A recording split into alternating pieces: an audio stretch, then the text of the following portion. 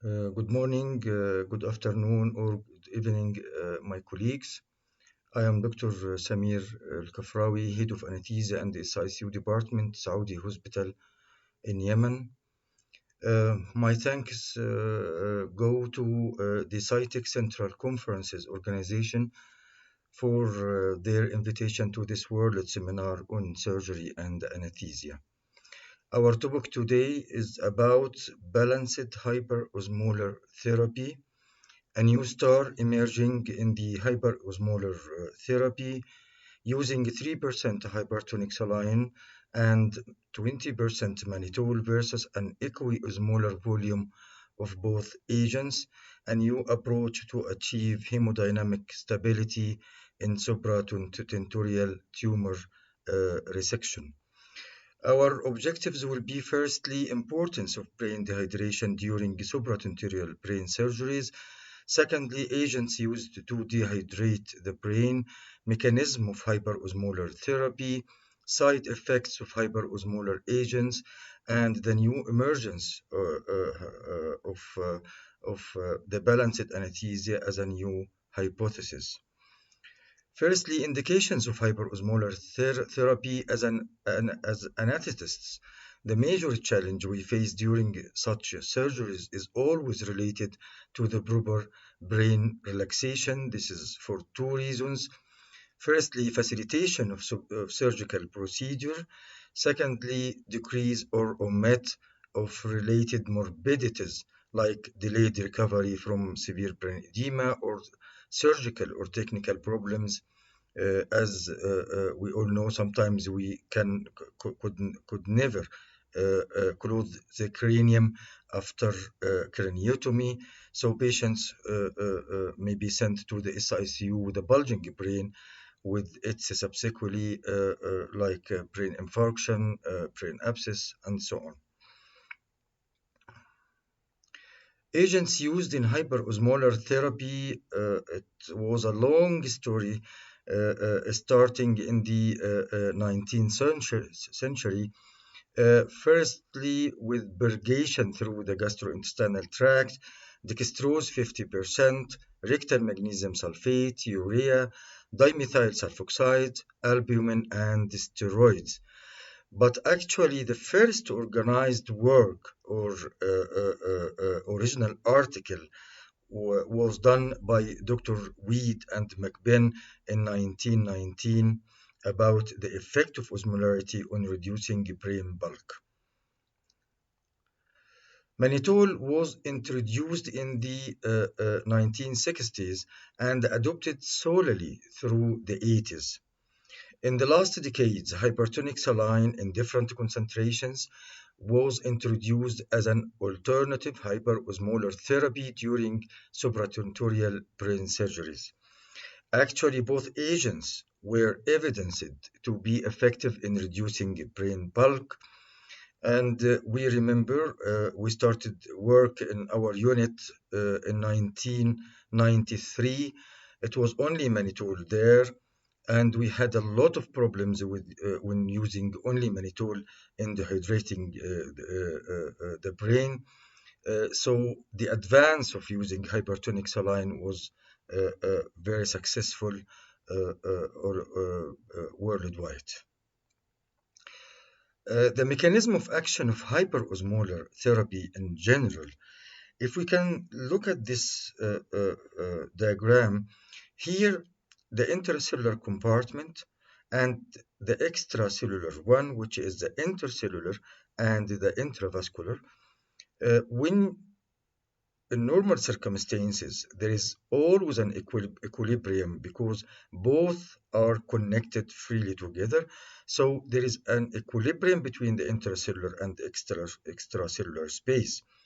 But when we add a hyperosmolar solution to the extracellular component, this will build up an osmolar gradient between both compartments.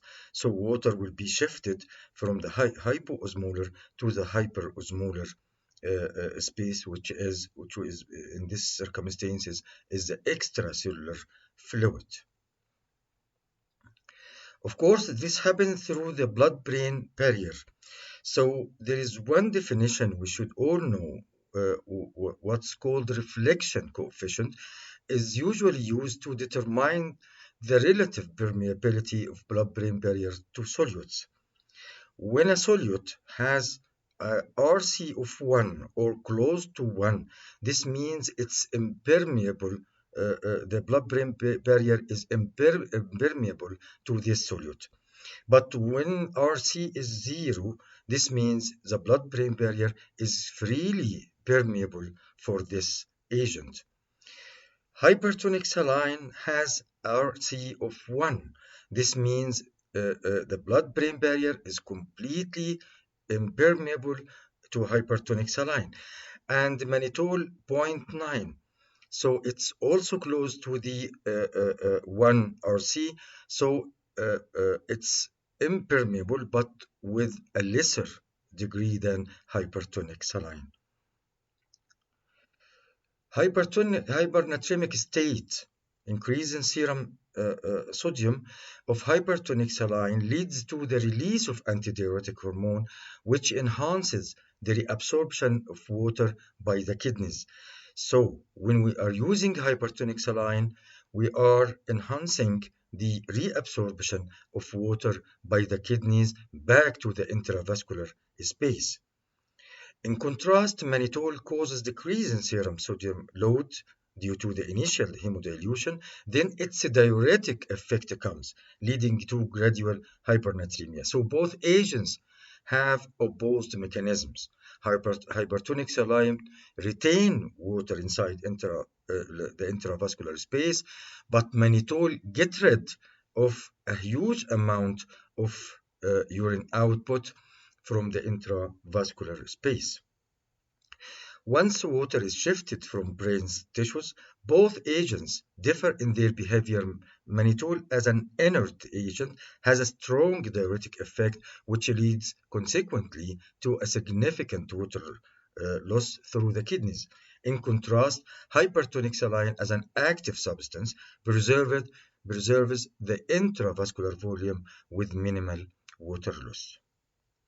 Side effects of both agents. Administration of hypertonic saline evidenced to cause a risky hyperosmolarity, which leads to increased mean arterial blood pressure, cerebropontine myelinosis, hypokalemia, congestive heart failure, and intracerebral blood bleeding, especially in higher concentrations, more than 3%.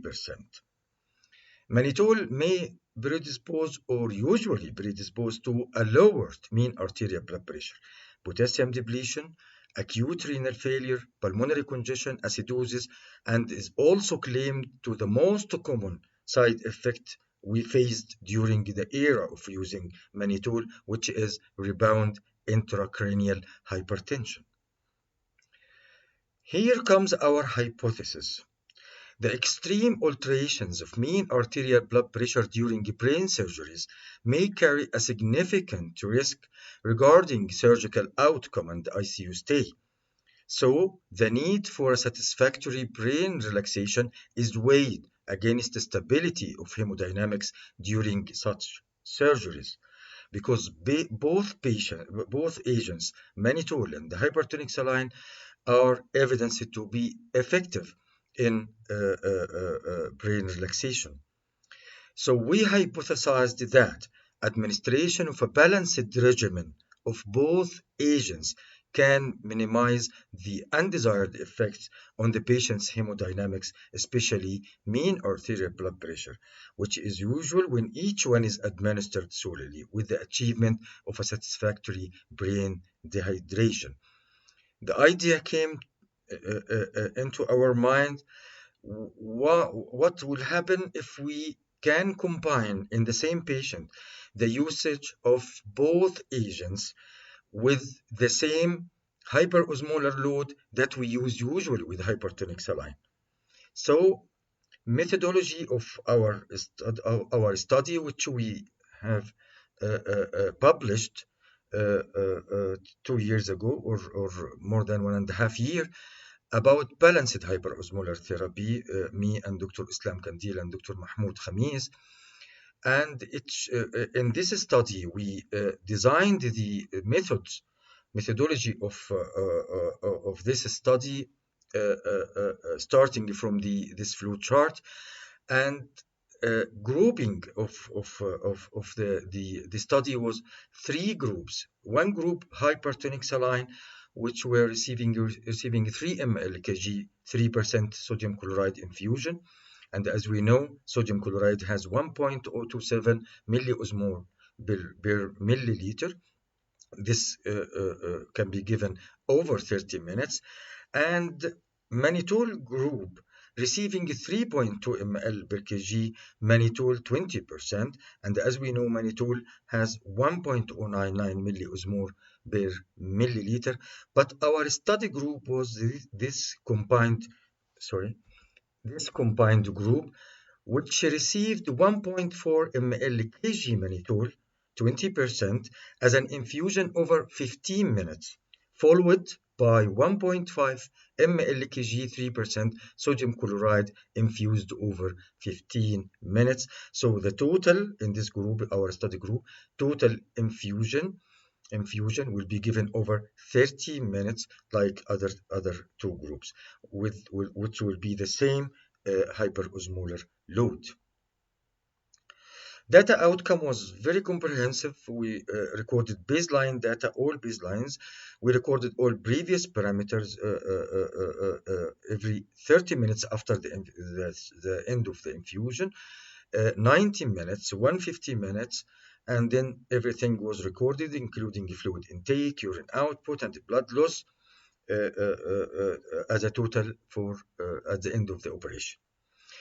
Our primary outcome was brain relaxation score, which was scored by the main neurosurgeon, who was blind to our regimen after opening of the dura on a 1 to 4 scale. 1 is giving to the satisfactory relaxed brain, 2 to the fairly relaxed, 3 to the firm, and 4 to the bulging brain. SICU team recorded total ventilation hours required until full recovery, analgesic requirements, and if any post-operative complications such as disorientation, headache, convulsions, or vomiting. Our results were very comprehensive, but here, and I can refer you to the original article, but what we can focus here, we have here group hypertonic saline and group Mannitol, and this is a comparison between the hypertonic saline. This is the combined group hypertonic saline and Mannitol. We did our statistics between the three groups and then between each two groups to realize the significance between each two groups. Here is hypertonic saline versus the combined group, which is this group, okay? And this is, I think, our main interest here, okay? Urine output. If we compare here, it was significantly higher, and it shows below 0.001, and it was highly significant comparing the hypertonic saline and the combined group or balanced regimen group. And this can be dedicated for the effect of Mannitol, which was added here in this group. So we have a larger or a bigger number for the urine output, and for the fluid intake, it was also higher and show the same significance here. Mean arterial blood pressure. At the baseline, there is no difference. After 30 minutes, we found a statistically different mean arterial blood pressure between both groups, hypertonic and the combined group. It was also significantly. After 90 minutes, it was the same, highly significant, much lower in the combined group, but at 150 minutes, it was not significant at all. Heart rate showed no significance in all. CVB, of course, it will follow the mean arterial blood pressure. So we found at 30 minutes, 90 minutes, a significance here. Okay, but it was in 30 minutes. It was significant, highly significant in between hypertonic saline and the mannitol, but in the combined group, it was not significant after 30 minutes. It took some time to show its significance until 90 minutes and return back to the non-significant one. Here in serum sodium osmolarity, of course, osmolarity will show higher osmolar load with hypertonic saline than mannitol. Also the serum sodium, because of the serum content of the hypertonic saline. Here, comparison of serum osmolarity in the three groups, and as we see, the combined group, which we use hypertonic saline and mannitol, it was medium between the highest, which was the hypertonic saline, and the lowest, which was the mannitol group. Need for rescue bolus dose of hyperosmolar therapy, which we used too much when using the mannitol in previous decades. As we can see here, mannitol group showed the major incidence of the need for rescue bolus dose, and our balanced group or combined group was the least to ask for rescue bolus dose. Our primary outcome was the brain relaxation score. And as we see here, this is this is scale 1, which is a satisfactory relaxed, and we can see here hypertonic saline and our combined group, both were significantly different from the mannitol group, which was the least. And we showed in our results no statistical difference between both hypertonic saline and our balanced one as regarding brain relaxation score scale 1.